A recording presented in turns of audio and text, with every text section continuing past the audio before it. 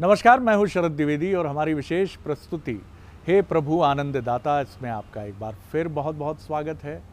और आनंदमयी ये यात्रा निरंतर आगे बढ़ती चली जा रही है।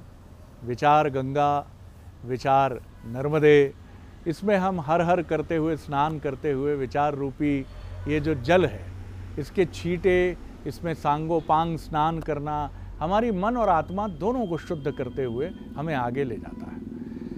आज एक बार फिर हम आपके सामने हैं और आज का विषय बहुत दिलचस्प है। एक बीज जब मिट्टी में रोपा जाता है, सबकी उत्सुकता होती है, ख़ास तौर से उस व्यक्ति की जो चाहता है कि उसने ये जो परिश्रम किया है, एक बीज को रोपा है, ये एक स्वस्थ वृक्ष बने, या खेती किसानी की बात करें तो लहलहाती हुई फसल में वो बदल जाए। वो तमाम जतन भी करता है। अगर मनुष्य के संदर्भ में देखें तो पालन पोषण के लिए अच्छी स्कूलिंग, अच्छी चीज़ें, और खेती किसानी या बागवानी के संदर्भ में देखें तो बढ़िया खाद, निगरानी करना कि कोई पशु चर न ले, कहीं वो बीज की भ्रूण हत्या ना हो जाए, तमाम चीज़ें वो करता है। लेकिन हम ये देखते हैं कि कई बार बहुत अच्छी परवरिश, बहुत अच्छी देखभाल के बाद भी कहानी न फसल अच्छी होती है और न संतति जिस रूप में आगे बढ़नी चाहिए उस रूप में बढ़ पाती है।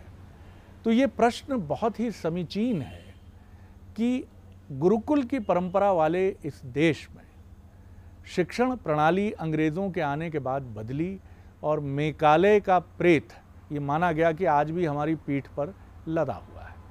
लेकिन शिक्षा प्रणाली या परवरिश, हमारी जो सामाजिकता है और हमारा जो शैक्षणिक दायित्व है, नौनिहालों से लेकर किशोरों तक और युवाओं तक, ये परवरिश कैसी होनी चाहिए, ये देखभाल कैसी होनी चाहिए, हमारी मान्यताएं क्या हैं इसको लेकर, और क्या हम कोई बहुत बड़ी चूक कर रहे हैं, जानेंगे मानस मर्मज्ञ और भगवत गीता के अध्येता प्रोफेसर सुरेंद्र बिहारी गोस्वामी जी से। प्रणाम करता हूं सर। तो आज का प्रश्न आपके सामने है और विषय प्रवर्तन के लिए आपके मुख से अमृत प्रवाहित हो। बहुत अच्छा। आज आपने जो विचार चिंतन के लिए जो विमर्श बिंदु रखा हुआ है, वो विमर्श बिंदु ऐसा है कि जिस विमर्श बिंदु में खोने से व्यक्ति को वो एक नव परिवर्तन का सुख मिल जाएगा। चोला बदलना चाहता है मनुष्य, एक शिथिल आदमी से कहो जो जरा अवस्था को प्राप्त कर चुका है, उससे जाकर पूछो कि क्यों भैया अब दौड़ नहीं पाते तो तकलीफ होती होगी। एक बार फिर इच्छा है कि अगर ईश्वर आपको दौड़ने बोल दे तो फिर आप कैसे दौड़ोगे? तो हमारे यहाँ ये प्रकरण भी पुराणगत प्रक्रिया के अंतर्गत है। ययाति के कुल में पुरुरवा का किस्सा वर्णित है, जिसमें एक पिता ने अपने पुत्र से जवानी ले ली थी अपनी, कि मुझे अपनी जवानी दे दो, एक बार फिर से मैं जवान होना चाहता हूँ। तो वैसे ही जो आप ये वृक्ष की प्रक्रियाएं बता रहे हैं, कितना सुंदर उदाहरण दिया है। एक पेड़ जो फलवान होगा आने वाले समय में, फलवान होने के बाद आम का पेड़ है, अब आम बढ़िया किसी ने खाया और खाने के बाद उसकी गुठली फेंक देता है, गुठली फेंकने के बाद उस गुठली से फिर से एक नया आम निर्माण कर जाता है। तो वो देखता है और कहता है, सुनो भाई, ये पेड़ मैंने लगाया था, अब तो उसकी गुठली से भी आम बनना शुरू हो गया है।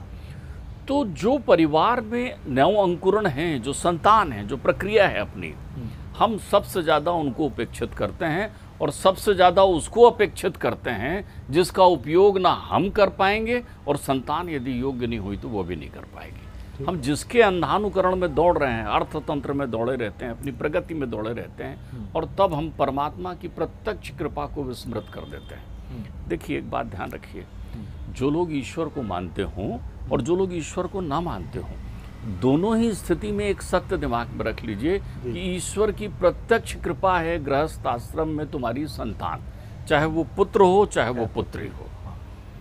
तो गृहस्थ आश्रम में यदि तुम्हारे यहाँ संतान आई है तो वो ईश्वर की परम कृपा है और ईश्वर की ओर से दिया हुआ तुम्हें परम उत्तरदायित्व भी है। यदि कोई व्यक्ति अपने जीवन में समग्र गृहस्थ जीवन को जीने के बाद योग्य संतति संसार को नहीं दे जाता, कुल परिवार तो छोड़ लीजिए, तो वो पाप का अधिकारी होता है। वो इसलिए पाप का अधिकारी होता है कि ईश्वर कहता है, मैंने तुझे एक अनुपम भेंट दिया था, दुर्लभ तेरा तन, और तुझे एक दुर्लभ भेंट दिया था, एक संतान के रूप में तेरे यहाँ दिया था। तूने उसको कैसे पाला पोसा, कैसे बड़ा किया, तेरे ना रहने पर या तेरे रहते हुए वो संसार में क्या कर रहा है। रावण के यहाँ जी पुलस्त को बड़ी चिंता हो गई थी। जी पुलस्त ऋषि बार बार रावण को संदेशा भेज रहे थे कि देख भाई ऐसा ना कर, ऐसा ना कर। रामायण में लिखा है, मुनि पुलस्त निज शिष्य सन कहीं सो यह बात और तात में तुम संग कही जान सु अवसर तात। मुनि पुलस्त ऋषि शिष्य संग कहा पठिए ही यह बात। पठिए ही मतलब पठाया विशेष रूप से कि भैया मेरे कुल में ऐसा ना करो, वरना वो परमात्मा मेरे तप को भंग करेगा कि मेरे कुल में रावण कैसे आ गया। तो अगर आपकी संतान योग्य नहीं है तो आप संकट में हैं। इसलिए नहीं कि आपकी वो सेवा नहीं कर रहा है, इसलिए नहीं कि वो आपका धन फूंक रहा है, इसलिए कि आप ईश्वर के अपराधी हो जाएंगे। इसकी जिम्मेदारी आपकी थी, ये अद्भुत विमर्श आपको दी गई थी। तो चाणक्य बड़े चतुर सुजान है इस प्रकरण में। चाणक्य बड़ा सावधान करते हैं प्रत्येक गृहस्थ को। चाणक्य कहते हैं कि जब तक वो 16 कलाओं से युक्त ना हो जाए पुत्र, 16 कलाओं से यानी जब तक वो 16 बरस का ना हो जाए, तब तक उसके साथ 3 रिश्ता आपको बनाना ही बनाना है। 3 रिश्ते बनते हैं 16 वर्ष की उम्र तक के। वो एक बड़ा सुंदर श्लोक कहते हैं, लालयेत 5 वर्षाणि 10 वर्षाणि ताड़येत अप्राप्त 16 वर्षा पुत्र मित्रम आचरेतु। जब तक तुम अपनी संतान को अपना मित्र ना बना लो तब तक तुम्हारा दायित्व पूरा नहीं हुआ। 10 वर्ष तक डांट फटकार। अब देखिए ये इसमें लालयेत 5 वर्षाणि 5 वर्ष की उम्र तक, देखिए ये वो बुनियाद है। आप किसी भी भवन को बनाते हैं तो जो आजकल तो आर्किटेक्ट सारा काम करते हैं, उसमें उसकी बुनियाद की विशेष चिंता आप करते हैं। उस समय अधीरता लगती है कि कितनी जल्दी हम जो है इसको खड़ा कर लें सामने, लेकिन जो चतुर सुजान जो तकनीकी विशेषज्ञ होता है कहता है ठहरिए, उसमें समय लेता है। ये बुनियाद है। 5 वर्ष की अवस्था बुनियाद है जिसमें वो पुत्र सबसे ज्यादा उपेक्षित होता है। क्यों होता है उपेक्षित? वो इसलिए उपेक्षित होता है कि आप तो उसको सोचते हैं 2.5-3 साल का हो। आपने जिनका नाम लिया अंग्रेजों के, उनकी संस्कृति के अनुसार 2.5-3 साल का हो तो 5 किलो का बस्ता ला दें और कब इसको कॉन्वेंट भेज दें और ये मम्मी मम्मी बोलते, पापा पापा पापा बोलते घर आ जाए। माँ बोले तो तकलीफ हो जाएगी, पिताजी बोले तो तकलीफ हो जाएगी, लेकिन मम्मी पापा जरूर बोले। मैं यहाँ संबोधनों पर नहीं जा रहा हूँ, ये हमारे विचार विमर्श में विवाद का विषय नहीं है, मैं तो चिंतन कर रहा हूँ। अब देखिए चाणक्य कहते हैं 5 वर्ष की उम्र तक तुम में जितनी ताकत है उतनी ताकत से उसको लाड़ करिए। ठीक है। कंधे पर बिठाइए, घोड़ा बनिए, उसको खिलाइए पिलाइए, खूब पुष्ट करिए, चिपकाइए। माता जो है वो अपना स्तनपान कराए बच्चे को, अपने हृदय से लगा कर रखे, इससे उसमें भावुकता बढ़ेगी। ध्यान रखना, ये बहुत बड़ा कार्य हो रहा है। अगर वो भावुकता नहीं बढ़ी माता पिता दादा दादी इत्यादि इत्यादि के विषय में, तो वो निष्ठुर हो जाएगा बड़ा होने के बाद। फिर निष्ठुर हो जाएगा तो आप यहाँ टंगे रहेंगे, वो वहाँ से खबर करेगा कि भैया ऐसा करो, कोई उनकी करा दो क्रियाकर्म, मैं आने में असमर्थ हूँ। वो इतना भौतिकवादी हो जाएगा। तो उसको आत्मीयता दीजिए। आत्मीयता देने से वो आत्माराम को समझेगा, भावनात्मक संवेद को समझेगा। लालयेत 5 वर्षाणि 5 वर्ष की उम्र तक आप किसी भी विधान से उसे अपने आस पास रखिए, अपने सानिध्य में रखिए। क्या बात है। धन वैभव आ जाता है भैया तो बहुत सारे लोग अपने 4-5 साल के बच्चे को बाहर पढ़ने भेज देते हैं। वो गिनाते हैं कि वहाँ अरे ऐसा स्कूल है, घर जैसा। घर तो नहीं है, घर जैसा क्या होता है, घर तो नहीं है। कितने बच्चे झूला घर में हैं। तो इसलिए दायित्व के प्रति एकनिष्ठ हो जाइए। ध्यान रखिए परमात्मा देख रहा है, उसने उपलब्धि दी है। वो केवल आपका कुल दीपक नहीं है, वो दीपक भी हो सकता है जो रामकृष्ण गौतम गांधी बनेगा। वो दीपक भी हो सकता है जो समाज की सेवा करेगा। वो दीपक हो सकता है जो एक रास्ता बनाएगा। लालयेत 5 वर्षाणि 10 वर्षाणि ताड़येत। ताड़येत शब्द का अर्थ जो है वो संस्कृत का शब्द है, चाणक्य ने संस्कृत में लिखा है। ताड़येत का अर्थ होता है अनुशासन के साथ शिक्षा। क्या बात है। ताड़ना शब्द ये इसका उदाहरण जो है तुलसी ने मानस में भी लिखा, तो लोग नहीं समझ पाए, तो लोग उनका विरोध करने लगे। बहुत सारे जो लोग, देखिए अधूरा ज्ञान खतरनाक होता है। आप उस भाषा को यदि नहीं समझ रहे हैं, उस शब्द की मीमांसा नहीं कर पा रहे हैं, तो उसका उपयोग अनुपयोग न करिए। अच्छा, ताड़ना शब्द को मैं बोलचाल में समझा रहा हूँ। कोई आदमी ऐसा छुपकर बड़ी देर से किसी चीज को देख रहा हो तो अवधी भाषा में जिसमें ये लिखा हुआ है रामचरितमानस, और संस्कृत में जो मूल बात लिखी है, आदमी क्या कहता है, क्या ताड़ रहे हो भैया, क्या ताड़ रहे हो भैया, मतलब क्या देख रहे हो, और देखने में भी सीखने का भाव है, दोनों चीजें मिली हुई है। 10 वर्षानि ताड़येत, 10 वर्ष की उम्र तक बालक को अनुशासन में रखिए, उसे अपने परिवार के परिवेश, संस्कार, परंपरा, ज्ञान, विज्ञान इत्यादि की घरेलू शिक्षा देने का काम करिए। स्कूल तो वो जा रहा है, पाठशाला तो वो जा रहा है, वहाँ वो पढ़ेगा, वो जो स्वरूप ज्ञान कराएंगे शिक्षक, जो बताएंगे शिक्षक, लेकिन संस्कार कौन सिखाएगा? उठना, बैठना, बात करना। अपन बोलते हैं ना, देखो बेटा दादाजी आए, प्रणाम करो, उनको नमस्कार करो, ठाकुर जी को प्रणाम करो, नमस्कार करो। जो भी कायदा परंपरा आपके परिवार में यही 10 वर्ष है, उसको बताओ ये सच है, ये झूठ है, ये पाप है, ये पुण्य है, ये अच्छा है, ये बुरा है। उसके साथ भी ये क्रम रखो। उसके प्रशिक्षण का समय है 10 वर्ष। तब आप क्या करते हैं, दुकान से लौटते ही 12 बजे। आज के ज़माने में अन्यथा की बात नहीं, आप किसी से यकायक पूछ लीजिए, खासकर पिता से। माता तो बेचारी इस मामले में लगी ही रहती है हमेशा अपने पुत्र पुत्रियों के लिए। पिताजी से पूछ लीजिए यकायक, आपका वो बिटिया कौन सी क्लास में है, तो वो कौन सी क्लास में है, वो तुरंत पलटेगा, पूछेगा क्यों जी कौन सी क्लास में आ गई है। उनको ये नहीं मालूम कि बच्ची 5वीं में है कि 4थी में है कि 3री में है, इसका कोई भान नहीं है। जबकि ध्यान रखिए, वही आपको अजर अमर करने के लिए तैयार हो रही है, वही आपको नया जीवन देगा। वो उसके चेहरे में ही आपका अक्स दिखेगा।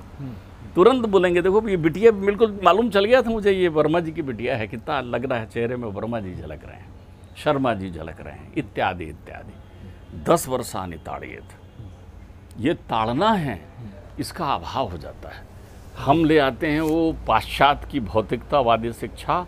बहुत सारे, एक घर में मैं गया, अब देखिए संस्कारों की प्रक्रिया, उनसे मैंने पूछा, एक बड़ा प्यारा सा नंद किशोर मुझे खेलता हुआ देख गया, बड़े घुंघराले से बाल, बड़े सुंदर ढंग से खेल रहा था एक बच्चा। तो मैंने उसकी तरफ देखकर कहा कि ये कितना सुंदर बालक है, इसका नाम क्या है? बोले टीटू। देखिए हमारे यहाँ तो नामकरण संस्कार का भी अर्थ होता था, आपकी परिकल्पना क्या टीटू की है? मैंने कहा ये नाम आप कहाँ से लेकर आ गए? उन्होंने कहा नहीं, ये थोड़ा सा नयापन सा लगा। तो क्या नयापन रखने के लिए कोई भी नाम रख लेंगे, पीटू, सीटू, डीटू, डीटू? पहले हमारे यहाँ जो प्यारा लगता था उसको पप्पू बोल देते थे, जो मोहक लगता था उसको मुन्ना बोल देते थे। ध्यान रखिएगा। तो आप ऐसी चीज़ों पर ध्यान केंद्रित करिए, आप अपनी परिकल्पनाओं का नाम रखिए। जो नए माता पिता बन रहे हैं वो बहुत सावधान हो जाएं। नामकरण संस्कार पर किसी दिन फिर चर्चा करेंगे अपन। नामकरण संस्कार का बड़ा गूढ़ अर्थ है। जैसे आपके भाव हों उस बच्चे के बारे में, वैसा आप संकल्प लेकर के उसका नाम रखिए, क्योंकि जो आपने संकल्प लिया वो रोज सुन सुन के उस संकल्प में आगे तो बढ़ेगा। बिना अर्थ के नाम आपने रखा है, अनर्थ नाम रख लिया है, तो अनर्थकारी हो रहा है वो बच्चा। अर्थपूर्ण नाम। बहरहाल, तो 10 वर्षों तक आप ये बताइए कि ये हम क्या हैं, हमारा कुल क्या है, हमारी परंपरा क्या है, हमारी सभ्यता क्या है, हमारे आचरण क्या हैं, हमारे व्यवहार क्या हैं, क्या अच्छा है क्या बुरा है, कब उठना चाहिए, कब सोना चाहिए, कैसे, उसको सारी चीज़ें सिखाइए। यही तो अनुशासन है, यही ताड़येत है। देख कर सिखाना, या सीख रहा है तो दिखाना। देख कर सिखाना, या सीख रहा है तो दिखाना, उसको दरस परस कराइए, आप आचरण दीजिए। और ऐसे समय में बच्चे के सामने प्रवेश कर आप बिल्कुल सतोगुणी भाव में रहिए। बहुत सारे ये महान वीर भी मैंने देखे हैं जो मद्यपान इत्यादि करते हैं, जिनमें नशा पानी की भी आदत होती है, वो बच्चों के सामने करते हैं। वो बच्चों के बीच हिंसात्मक होते हैं, उनके संवादों में अब शब्दों का आदान प्रदान होता है। ग्रहण कर रहा है वो, बहुत तेजी से पल्लवित पुष्पित हो रहा है। जो देखेगा वो सीखेगा। 10 वर्षानि ताड़येत, ये ताड़ना काल तुम्हारे लिए भी महत्वपूर्ण है। तुम्हें तप और अनुशासन में रहना है, तभी तो गृहस्थ धन्नो आश्रम कहलाया गया है। और 16 वर्ष तक जब प्राप्त 16 वर्ष, 16 वर्ष का हो गया पुत्र। पुत्र मित्रम आचरेतु, आपके मन के तीनों ताप का हरण करने वाला उसे बनाना है। उसे भेद बुद्धि से मुक्त करके अभेद करना है अपने साथ, उसको जोड़ना है, उसको आत्मीयता से आलिंगन करना है, उसके साथ सारे वो संवाद करना है, उसकी जिज्ञासाओं की संतुष्टि करना है, उसे दुनिया के रंग बिरंगे रंगों के बीच ले जाकर बताना है कि ये बदरंग है, ये रंग है, ये सोना है, ये पीतल है, ये खोटा है, ये अच्छा है, ये चीज़ें, ये गुण हैं, ये अवगुण हैं, अपने साथ उसको रखिए। और बिटिया हो शरद जी तो महतारी को पक्की सहेली बना लेने दो उसको। ध्यान रखिए, मैं बार बार कहता हूँ, अपने अलग अलग व्याख्यानों में कहता हूँ कि यदि तुम अपने बच्चों के मित्र नहीं बने तो फिर कोई और मित्र बन जाएगा बाहर का, कोई और मित्र अगर बन जाएगा, बहुत महत्वपूर्ण बिंदु है ये। अगर कोई और मित्र बन जाएगा तो फिर आप ये ध्यान रख लीजिए, आपकी इतनी सुंदर साधना जो है वो व्यर्थ हो जाएगी यदि वो मित्र बन गया जो संग की बजाय कुसंग की ओर ले जाने वाला होगा। ठीक बात। बेटा कब आ रहा है, बेटे के साथ कौन घूम रहा है, ये भी मित्रता है। आप उसके मित्र हैं सहज, किसके साथ घूमता है, कौन सी बातें कर रहा है, उसकी हर जिज्ञासाओं की संतुष्टि करिए। क्योंकि अगर आपने, बहुत सारे लोग यही हैं जो ऐसे समय में ही माता पिता के मध्य, संतान के मध्य भेद उत्पन्न हो जाता है, वो विरोधी हो जाता है आपका। आप अपनी परिकल्पनाओं को ऐसा बतला दिए, देखिए तो वो क्या चाहता है।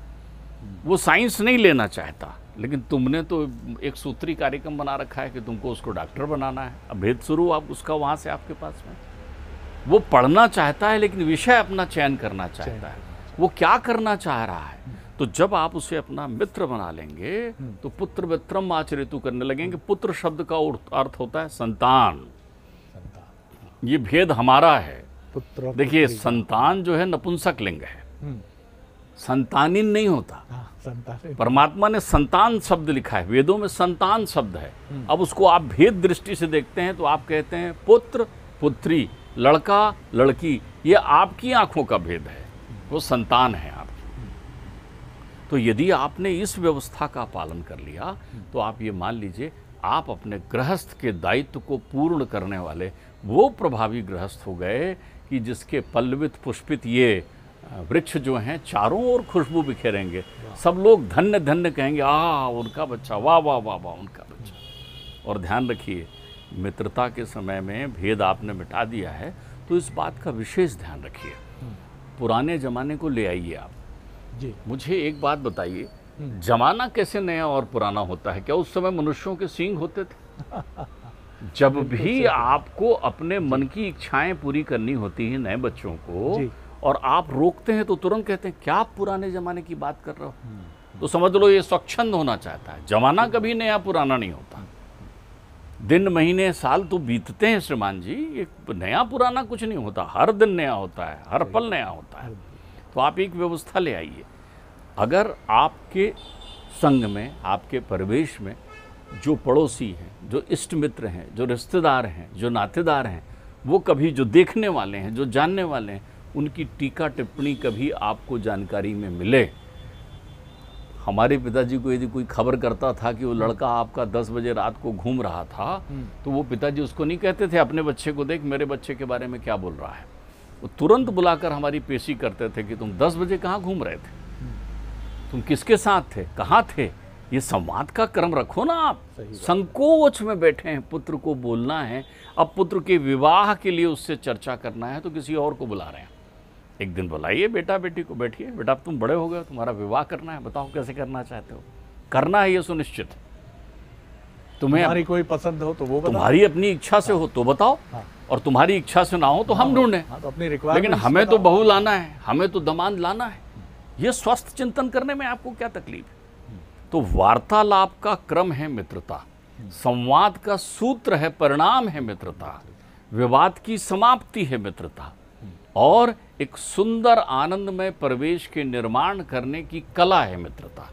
बहुत सुंदर। तो ये परिवेश यदि आपने कर लिया जी तो भैया पेड़ तैयार है आपका। फिर आपने अपने आप को फिर से, अच्छा आपके सारे अनुभव काम आएंगे जो जीवन में आपके साथ हो चुके हैं, उन अनुभवों को। दूसरा, आपके मुख्य प्रशिक्षक, आपके प्रशिक्षण के प्रधानाचार्य आपके घर में यदि हैं तो आप परम सौभाग्यशाली हैं। उसको दादा दादी नाना नानी के सानिध्य में रखिए, उनके पास दोहरा अनुभव है। और सुनो, जो दादा दादी चूक गए हैं किसमें? अपने बच्चों के लालन पालन में, वो व्यग्र हैं अब नई पीढ़ी के लालन पालन के लिए। तो उनकी गोद में रखिए, उनकी व्यवस्था में रखिए। मान सम्मान उनकी प्रक्रियाओं में रखिए, उनके साथ घूमने फिरने विचरण करने दीजिए। बच्चे अपने दादा दादी या नाना नानी को चाहते हैं, ये एक अलग अलग प्रक्रिया है, एक आत्मीयता का अलग क्रम है, लेकिन इसका एक व्यवहारिक कारण भी है, क्योंकि उनके पास समय होता है उनके साथ खेलने, उनके साथ उठने बैठने, उनकी सुनने, उनकी बात करने, उनको लाड़ करने के। बहुत सुंदर बात आपने कही है। तो आज के इस महत्वपूर्ण विमर्श में हमने 3 महत्वपूर्ण बातें और बहुत ही इम्पॉर्टेंट चीज़ें हमने जो सीखी हैं कि 5 वर्ष तक एक भावुक बिल्कुल तरीके से बच्चे के साथ एक आत्मीय संबंध स्थापित किया जाए। माता पिता हों या आप उसको स्कूल भेजते हैं तो हमारी स्कूल की शिक्षा प्रणाली ऐसी हो जो उसके भावना तत्व को अक्षुण्ण रखे, इंटैक्ट रखे। उसके भावनात्मक सुपोषण की पूरी व्यवस्था सुनिश्चित होनी चाहिए, जैसा चाणक्य के श्लोक से, अद्भुत श्लोक है वो। और 10 वर्ष की उम्र में उसको अनुशासन के साथ शिक्षा दीजिए, डांटिए फटकारिए नहीं। ये गलती मत समझिएगा आप कि यहाँ अनुशासन है कि बेटा आपको, क्योंकि वो समझ विकसित होने लगती है, वहाँ से बच्चा समझने लगता है कि ब्रश करने का समय सुबह 7 बजे होता है, नहाने का समय उसके तुरंत बाद स्कूल जाने के पहले का है। अगर आप इसको अनुशासन के साथ नहीं आपको नहाना है, आपको ये करना है, आप थोड़ी देर होमवर्क निपटा लीजिए, फिर खेलने जाइए, और फिर 16 वर्ष का वो हो जाए तो कितना अद्भुत सूत्र है, मित्र बन जाइए, उसके दोस्त बन जाइए। हम में से अधिकांश जो माता पिता हैं वो बच्चे के शुभेच्छु और शुभचिंतक तो अनन्य रूप से हैं, लेकिन मित्र नहीं है। अपनी ही संतान के साथ हमारा व्यवहार ऐसा होता है कि जैसे हमने कोई लॉटरी लगाई हुई है कि वो एक निश्चित समय आने पर परिणाम देगी और हमारे पक्ष में ही देगी। इसीलिए हम बार बार उसे प्रतियोगी परीक्षाओं की तरफ झोंकते हैं और उससे परिणाम की अपेक्षा करते हैं, जबकि परीक्षा में हम नहीं बैठ रहे होते हैं, परीक्षा में बैठता है वो। अगर हमारी उससे मित्रता हो तो हम उसके जीवन के समग्र पहलुओं पर बात करें, उसके संबंधों पर बात करें, उसके मित्रों पर बात करें। और बहुत सुंदर सूत्र मुझे लगा गोस्वामी जी का कि अगर दादा दादी नाना नानी हैं तो वो दोहरे अनुभवी व्यक्तित्व हैं। अपने बच्चे को या अपने किशोर को या वयस्क पुत्र पुत्री संतान को भी उनकी गोद में, उनके संरक्षण में सौंप दीजिए, अद्भुत आनंद मिलेगा। बहुत ही सुंदर बात है। तो आज हमने समझा कि कैसे एक स्वस्थ वृक्ष और एक स्वस्थ संतति आगे बढ़ सकती है, और बहुत ध्यान रखने की बात है। बहुत धन्यवाद गोस्वामी जी, अद्भुत आनंद आया। अगले एपिसोड में एक और नए विषय को लेकर आपसे मिलेंगे। अनुमति दीजिए। नमस्कार।